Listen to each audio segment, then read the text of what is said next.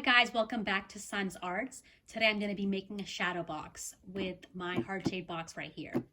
So a little backstory, this heart-shaped box is a shoe box actually, and it's been with me for a while now, since the early 2000s.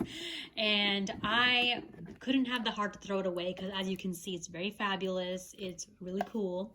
So I wanted to turn it into something special. So I'm going to turn it into a shadow box.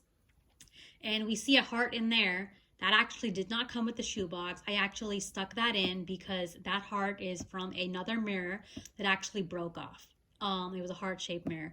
And as you all know, here in Sun's Arts, I love refurbishing and repurposing items around my house and making them into cool new projects.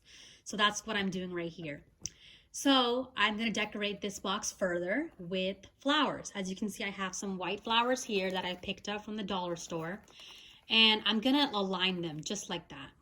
So what I'm going to do with that is I'm going to make this, make it more elevated, elegant look. I had a couple of other flower color options. I wanted to do pink, purples, but I decided to go with white instead because I think white on this already white and black box will look so much elegant and so classy, and I want that. I wanted that for this box to complete it. So what I'm doing here is I'm actually removing the green stem from the flower because that'll actually come into our way when we want to glue it down into this box. So it's easy to rip out. You just got to rip it out at the stem and just pull at it, and then it's very easy to replace.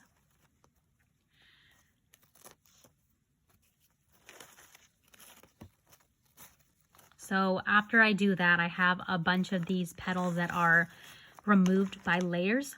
So I have to stick that back together because, I don't want random flower layers flowing around on this box.